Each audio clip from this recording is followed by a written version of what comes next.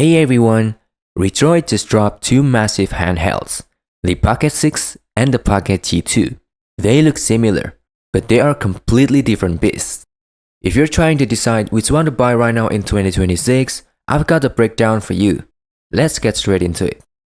First, let's talk about what they share.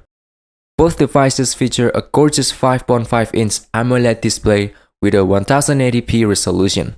However, the Pocket 6 takes the win here, with a 120Hz refresh rate, making system navigation and Android gaming feel buttery smooth compared to the 60Hz on the G2. If you want that high-end, fluid look, the 6 is the clear choice. Next, the Pocket 6 is the true flagship, running the Snapdragon 8 Gen 2. It handles almost the entire PS2 and GameCube library at 3x or 4x resolution. The Pocket G2 is no slouch, but it uses a more mid-range chipset. It'll play most PS2 games at 1x or 2x, but for the heavy hitters, you will definitely want the raw power of the 6. Design-wise, the Pocket G2 is built for travel. It's slightly smaller and lighter, weighing in at 280 grams. The Pocket 6 is a bit heavier at 320 grams, but offers better ergonomics and an active cooling system that can handle longer sessions without the device getting hot in your hands. If you're a long session gamer, that extra weight is worth the comfort.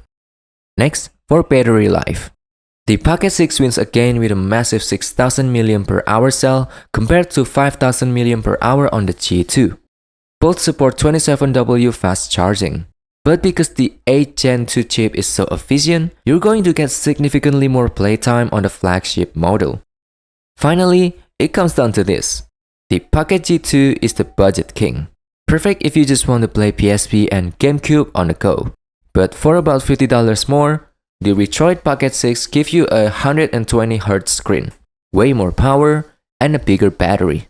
In 2026, the Pocket 6 is easily the better value for your money. And that's pretty much it. I hope this helped you all and I'll see you in the next one.